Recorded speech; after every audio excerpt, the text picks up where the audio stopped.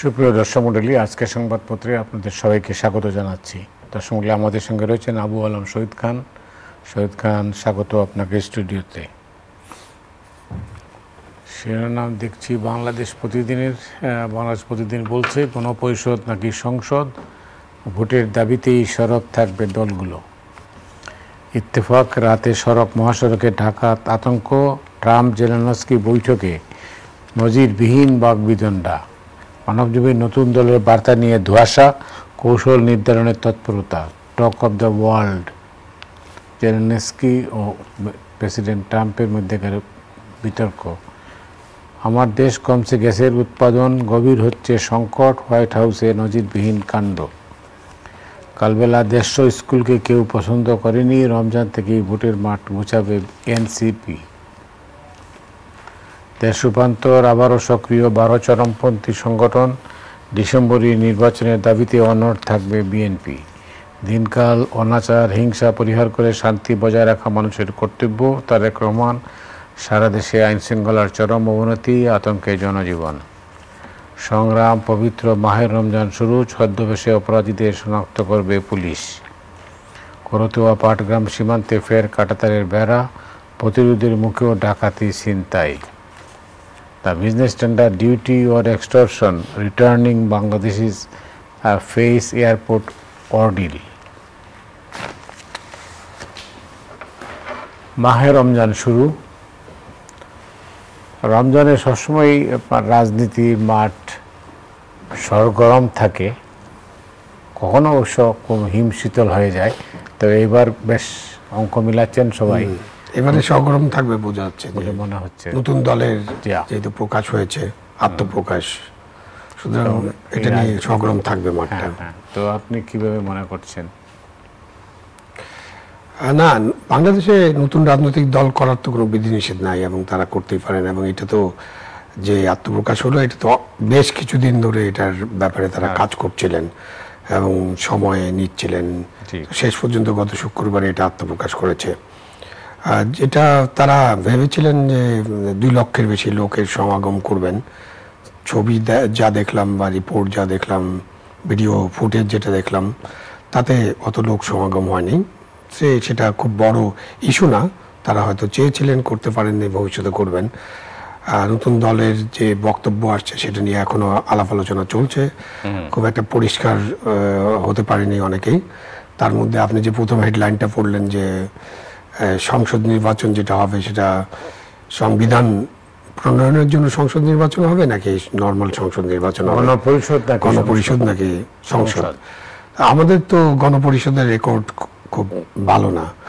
এই অর্থে বলছি যে 70 সালে তো একটা গণপরিষদ নির্বাচন হয়েছিল এবং তারপরে তো পাকিস্তানি জান্তা তারা ক্ষমতা হস্তান্তর করেনি, গণপরিষদ অধিবেশনটাই হয়নি এবং পুরো একটা অন্যায় যুদ্ধ চাপিয়ে দেওয়া হয়েছিল আমাদের উপরে। তো তখন এই কাজটা আমরা করতে পারিনি এবং গণপরিষদের বদলে তখন যুদ্ধে চলে গেছে গোটা দেশ এবং পরবর্তীতে এসে ওই পরিষদটাই বাংলাদেশে একটা সংবিধান রচনার কাজটা হাতে নিয়েছিল। তো বাংলাদেশের সংবিধান কতটুকু পরিবর্তন করতে হবে, কোথায় কোথায় পরিবর্তন করতে হবে, কতবার পরিবর্তন হয়েছে 17 বারের মতো, এগুলো নিয়ে তো আমরা মোটামুটি সবাই আলাপ আলোচনা করেছি।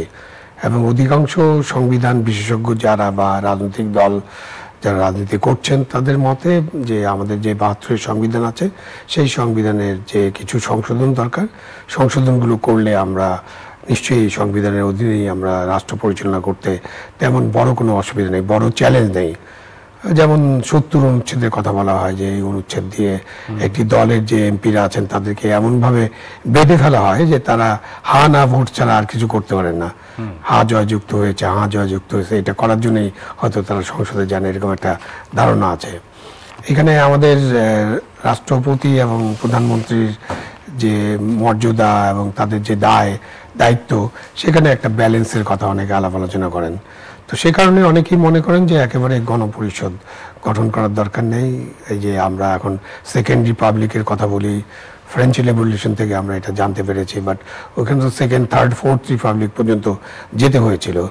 এখন পর্যন্ত আমি ব্যক্তিগতভাবে বা আমাদের নাগরিকরা সেকেন্ড রিপাবলিক নিয়ে তেমন কিছু মনে করেন বা তেমন কিছু বুঝতে পারছেন বলে আমার মনে হয় না। সেকেন্ড রিপাবলিকটা কি, কেন হবে, কেন গণপরিষদ হবে, কতটুকু আমরা সংবিধান পরিবর্তন করব, আর সংবিধান সংশোধন, নির্বাচন কমিশনের সংশোধন, এসব নিয়ে যে মোটা দাগে যে 6টা কমিশন রিপোর্ট দিয়েছে, সেটা নিয়ে তো একটা অন্তর্বর্তীকালীন সরকার, তার প্রধান যিনি ডক্টর ইউনূস, তার নেতৃত্বে একটি ঐক্যমত্য কমিশন করা হয়েছে। সেই ঐক্যমত্য কমিশন একবার বোধহয় বসেছিল রাজনৈতিক দলগুলোর সাথে। তা আপনি বলছিলেন যে রমজান মাসে সগরম থাকবে কিনা। রমজান মাস তো একটা সময়, যে সময় রাজনৈতিক দলগুলোর সাথে আরো অনেক দীর্ঘ আলাপ আলোচনা হতে পারে এইসব নিয়ে, এবং এই আলাপ আলোচনার ভিত্তিতে আপনি যাই করবেন, ইফতার পার্টিগুলোতে, ইফতার পার্টি হতে পারে, ইফতার পার্টি ছাড়াও হতে পারে, ইফতার পার্টিতে হতে পারে, ইফতার পার্টি করলে আপনারা আলোচনা করলেন, তারপর ইফতার পার্টি হয়ে শেষ হলো। তো এখন এইসব বিষয়ে তো ঐকমত্যে পৌঁছতে হবে, এবং একটা বৃহৎ রাজনৈতিক দল এবং তার সাথে যে জোটগুলো আছে বা অন্যান্য দল যারা এইসব বিষয়ে আলাপ আলোচনা করবেন, এবং তারা ঐক্যমত্যে না পৌঁছলে আপনি তো ওই গণপরিষদ নির্বাচন হবে না। এখন পর্যন্ত তারা সংসদ নির্বাচনের কথা বলছেন, এক্স্যাক্টলি গণপরিষদ নির্বাচনের কথা তারা বলেননি এখন পর্যন্ত। তো ওইখানে একটা ঐক্যমত্য দরকার হবে। এবং আপনি জানেন যে একটা গণপরিষদ নির্বাচন হলে তো স্বল্প সময়ের জন্য একটা নির্বাচন, এটা সময় কত দিবেন, 1 বছর 2 বছর, যতটুকু সময় দেন, তখন তাদের কাজটাও খুব সীমিত। ওটাও একটা অন্তর্বর্তী সরকারের মতো অবস্থা হবে, যে তাদের কাজটা সীমিত, এবং অন্তর্বর্তীকালীন সরকার তখন থাকতে হবে বা থাকবে না। কিছু সব দলের মধ্যে তো এটা মোটামুটি একটা আন্ডারস্ট্যান্ডিং হইতে হবে, আন্ডারস্ট্যান্ডিং হতে হবে। এবং তখন এইটা বড় প্রশ্ন যে অন্তর্বর্তীকালীন সরকার তখন থাকবে কি থাকবে না। যেমন আমরা 70-এর গণপরিষদ নির্বাচনের কথা যখন বলছি, তখন ইয়াহিয়া খান যে মার্শাল দিয়েছিল ওটা রিল্যাক্স করে উনি ক্ষমতায় ছিলেন, এবং ওনার কাছে এটা পেশ করার কথা ছিল যে সংবিধান সংশোধন। তো সংবিধান সংশোধন করার পরে তখন একটা নির্বাচন হবে, আবার সংসদ নির্বাচন। তো 2 বছরের মধ্যে 2টা নির্বাচন, মানে এত অর্থ খরচ, প্রায় 2000 থেকে 2500 কোটি টাকা খরচের একটা বিষয় আছে। সেই খরচটা, ব্যয়টা নির্বাহ করা, এবং জনগণ এটা অ্যাকসেপ্ট করে কিনা, রাজনৈতিক দলগুলো অ্যাকসেপ্ট করে কিনা, সেটা নিয়ে অবশ্যই আলোচনা হতে হবে, ব্যাপক আলোচনার দরকার আছে। এবার ওই কি দেখলাম যে বিএনপি স্ট্যান্ডিং কমিটির মেম্বার সালাউদ্দিন বলেছেন এ মাসে নির্বাচনী রোডম্যাপ না দিলে দলগুলোই সিদ্ধান্ত নেবে। তার মানে এক ধরনের তাদের কঠোর দাবি দেওয়া আর কি। এখন তো আমরা যে এই যে 15 বছর বা 10 বছর বা 17 বছর, অনেকে অনেকভাবে বলেন যে স্বৈরশাসন ছিল, বিশেষ করে 14, 18, 24-এ যে নির্বাচন হয়নি, এবং নির্বাচন না হওয়ার কারণে তাদের যে রাজনৈতিক বৈধতা বা আইনগত বৈধতা নিয়ে প্রশ্ন উঠেছিল, সেটা কিন্তু মূলত নির্বাচনকে কেন্দ্র করে। এবং এই 15 বছরে বা 10 বছরে যত আন্দোলন হয়েছে, সেটা কিন্তু তত্ত্বাবধায়ক সরকার ফিরিয়ে আনা এবং তত্ত্বাবধায়ক সরকারের অধীনে একটি নির্বাচনের জন্য আন্দোলন।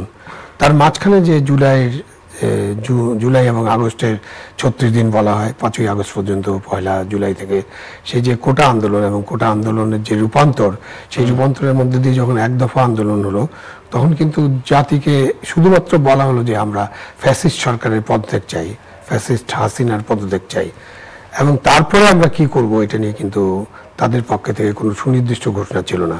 যদিও রাজনৈতিক দলগুলোর পক্ষ থেকে সুনির্দিষ্ট ঘোষণা ছিল, তারা তত্ত্বাবধায়ক সরকারের ফেরত চান, তত্ত্বাবধায়ক সরকারের অধীনে একটা নির্বাচন চান, এবং একটা উৎসব মুখর পরিবেশে, স্বচ্ছ, স্বাধীন, সকলের জন্য লেভেল প্লেইং ফিল্ড, জনগণের ভোট যাতে জনগণ দিতে পারে, এরকম একটা নির্বাচন তারা চান। প্রতিদিন এমন ছোট ছোট মুহূর্তগুলো তৈরি করে জীবনের গল্প। Hatil, live and relive. তো মূলত আন্দোলনটা ছিল নির্বাচনকে কেন্দ্র করে। সুতরাং এই যে পরিবর্তন, এই পরিবর্তনের পরে নির্বাচন কিন্তু সকলের জন্য একটা বড় ইস্যু। যদিও অনেকে বলেন যে নির্বাচনের মধ্য দিয়ে কি আমরা পুনরাবৃত্তি করব কিনা, যে আমরা নির্বাচন দেখেছি এবং নির্বাচনের মধ্য দিয়ে যারা ক্ষমতায় আসছেন তারা ফ্যাসিস্ট হয়ে গেছেন, তারা এটা 14 থেকে 24-এর মধ্যে সীমাবদ্ধ রেখে বললে বেটার। কারণ আমরা 91 নির্বাচনের মধ্য দিয়ে যে সরকার পেয়েছিলাম, সেই সরকারকে তো আপনি কোনোভাবে ফ্যাসিস্ট বা একনায়কতন্ত্র বলতে পারবেন না। 91 থেকে 96, আর 96 থেকে 2001, 2001 থেকে 2006, 2008 থেকে 2013-14, তো এই সময়কালকে আপনি ওইভাবে ওই একদম নির্বাচনের মধ্য দিয়ে ফ্যাসিস্ট সরকার গঠিত হয়েছে এটা বলতে পারি না আমরা। সুতরাং একটা নির্বাচন হলেই যে ওই পুনরাবৃত্তি হবে, যারা নির্বাচিত হবেন তারা স্বৈরতন্ত্র হয়ে যাবেন, তারা ফ্যাসিবাদী হয়ে যাবেন, এই যে একটা সাধারণ ধারণা তৈরি করা হচ্ছে এবং একটা বয়ান তৈরি করা হচ্ছে, আমি ব্যক্তিগতভাবে একজন নাগরিক হিসেবে এই বয়ানের সাথে একমত হতে পারছি না আর কি। ধন্যবাদ। এবার একটু মানে বাইরের দুনিয়ার খবর নেই। আপনি নিশ্চয়ই লক্ষ্য করেছেন যে ওয়ার্ল্ড মিডিয়াতে একটা খবর, সেটা হচ্ছে যে ইউক্রেনের প্রেসিডেন্ট জেলেনস্কি এবং মার্কিন প্রেসিডেন্ট ট্রাম্পের নির্ধারিত বৈঠক বাকবিতণ্ডায় শেষ হয়েছে। যৌথ সংবাদ সম্মেলন হয়নি এবং একটা চুক্তি হওয়ার কথা ছিল, সেটাও হয়নি, এবং তাকে মধ্যাহ্নভোজের আগেই হোয়াইট হাউস ছেড়ে যাওয়ার জন্য বলা হয় এবং তিনি তাই করছেন, ছবিতে তাই দেখতে পাচ্ছি। আপনি নিশ্চয়ই টেলিভিশনের পর্দায় সেটা দেখেছেন। খুবই একটা অনভিপ্রেত কূটনৈতিক ঘটনা। আপনি তো অনেকদিন নজিরবিহীন তো বটে। অনভিপ্রেত নজিরবিহীন তো এরকম ঘটনা ঘটেছে কিনা অতীতে আমি শুনিনি। বাট ট্রাম্প সাহেবের পক্ষে অনেক কিছুই ঘটানো সম্ভব, মানে উনি যেভাবে ডিল করে বিষয়গুলোকে, তাহলে এই ঘটনা এরকম ঘটনা ঘটবে এরকম প্রত্যাশিত না, বাট ঘটতে পারে। কারণ এই ধরনের শীর্ষ বৈঠকের আগেই আপনার নিম্ন পর্যায়ে, অর্থাৎ যে আপনার যারা তাদেরকে সহায়তা করেন, সহায়তাকারী কর্মকর্তাবৃন্দ, তারা নিম্ন পর্যায়ে না, তারাও খুব উচ্চ পর্যায়ে, শীর্ষ পর্যায়ের না, তারা আলাপ আলোচনা করেন, কি হবে সব ঠিক করেন, কি নিয়ে আলোচনা হবে এটা ঠিক করেন, চুক্তিটাও অলমোস্ট লিখে ফেলা হয় এবং খুব বেশি যে পরিবর্তন হয় এরকম আমি দেখি নেই। খুব বেশি পরিবর্তনের সুযোগ নেই, কারণ যারাই চুক্তির সাথে যুক্ত থাকেন, আলাপ আলোচনার সাথে যুক্ত থাকেন দুই পক্ষের, তারা অনেক দীর্ঘ আলাপ আলোচনার মধ্যে দিয়ে জিনিসটা তৈরি করেন এবং সেটা শীর্ষ পর্যায়ের যিনি নেতা, প্রেসিডেন্ট হলে প্রেসিডেন্ট, প্রধানমন্ত্রী হলে প্রধানমন্ত্রী, আমাদের যদি প্রধান উপদেষ্টা হন তাহলে প্রধান উপদেষ্টা, তাদেরকে কিন্তু দেখানো হয় এবং একটা অ্যাপ্রুভাল হয়ে যায়। যখন বৈঠকটা হয়, বৈঠকটা একটা মোটামুটি একটা ডিপ্লোম্যাটিক বৈঠক, সেখানে হ্যালো হাই করা হয় এবং তাদের নিজেদের মধ্যে কিছু আলোচনা থাকতে পারে, খুব ইম্পর্টেন্ট কিছু যেটা রিজলভ হয়নি, তারা সেটা আলোচনা করতে পারেন, করে তারপরে ফাইনালি এটা একটা চুক্তিপত্র স্বাক্ষর হবে। এবং আলাপ আলোচনার মধ্যে এত মানে মারমুখী আলাপ আলোচনা, এইটা মনে হয় হওয়ার কথা না, হওয়ার ঠিক না। জেলেনস্কি তো এর আগেও মার্কিন প্রেসিডেন্টের সাথে দেখা করেছেন এবং ইউক্রেন তো একটা বড় আন্তর্জাতিক সমস্যা বা আন্তর্জাতিক একটা প্রসঙ্গ এখন বা ইস্যু, সেই ইস্যুটা তো ঠিক করতে হবে। তো সেখানে প্রেসিডেন্ট ট্রাম্প যদি তার সাথে কি করেছেন আরও হয়তো আমরা পরে জানতে পারবো, তখন বুঝে যাবে যে এই আচরণটা মনে হয় গ্রহণযোগ্য না। হোল পৃথিবী, আপনি তাকে আপনার অফিসে আমন্ত্রণ জানিয়েছেন, তার দেশে গেছেন, অতিথি, হ্যাঁ অতিথি, এবং হোয়াইট হাউস ছাড়তে বলছেন লাঞ্চ না করে, মানে এটা তো একটা এর চেয়ে তো যুদ্ধ ডিক্লেয়ার করা মনে হয় ভালো। তাইলে কি দাঁড়ালো ইউক্রেনের পরিস্থিতিটা কি? ইউক্রেনের পরিস্থিতি নিয়ে তো আমেরিকার যে আগের যে গভর্নমেন্ট, মানে বাইডেন গভর্নমেন্ট যেরকম মনে করেছিল যে ইউক্রেনের বিষয়ে তারা রাশিয়ার উপরে চাপ দিয়ে এটার একটা সমাধান করবে, সেটা থেকে তো ট্রাম্প গভর্নমেন্ট নিশ্চয়ই সরে এসছে এবং তারা মনে করছে যে ইউক্রেনে তাদের ইনভলভমেন্ট তারা কমাবে। এবং এটা এই ইউক্রেন পরিস্থিতির কারণে কিন্তু ন্যাটো এবং ইউরোপের পরিস্থিতিতেও একটা বড় ধরনের গোজমেলে অবস্থা সৃষ্টি হবে, বড় ধরনের টেনশন সৃষ্টি হবে। তো এই জায়গায় এটা মনে হয় যত দ্রুত সম্ভব তত দ্রুত যদি আমরা একটা নিষ্পত্তিমূলক অবস্থায় যেতে পারি সেটা বেটার হবে। বাট প্রেসিডেন্ট ট্রাম্পের এই ঘটনার পরে এটা নিষ্পত্তি করতে হয়তো আরও সময় লাগবে নিশ্চয়ই। এরপরে ট্রাম্পের যারা তার যে কনসালটেন্টরা আছেন, তার সাথে যারা কাজ করছেন, তার সেক্রেটারিরা যারা আছেন, তার যে দল, সবাই মিলে হয়তো তার সাথে কথা বলবেন। বাট ট্রাম্পকে প্রেডিক্ট করা কিন্তু খুব কঠিন। হঠাৎ হঠাৎ এমন এমন কথা বলে ফেলে যেটা প্রেডিক্ট করতে পারে না তার কাছের লোকেরাও। না, সবই ঠিক আছে, কিন্তু তারপরে এখন তার মানে যে ইউক্রেনের যে সমস্যা ছিল ওইটা তো তাইলে রাশিয়া যা বলছে তাই হতে যাচ্ছে। হ্যাঁ, ট্রাম্পের সাথে পুতিনের সম্পর্কের কারণে ওইরকম রাশিয়া যেভাবে চায় সেভাবে সমাধান হয়তো চাচ্ছিলেন ট্রাম্প সাহেব, সেই কারণে জেলেনস্কি এটা গ্রহণ করেনি। এবং সেই সমাধানটা কিন্তু ইউরোপও চায় না। ইউরোপ নিশ্চয়ই একটা সম্মানজনক নিষ্পত্তি চায়। এটা তো একটা সম্মানজনক নিষ্পত্তি হতে হবে। ইউক্রেন একটা পৃথক দেশ, এই দেশে আপনি আক্রমণ করে দখল করে ফেলবেন, তো এই ধরনের পরিস্থিতি তো নিশ্চয়ই সারা পৃথিবীর কারোই কাম্য নয়। এখানে আমরা একটা শান্তি চাই ইমিডিয়েটলি। জি, ধন্যবাদ।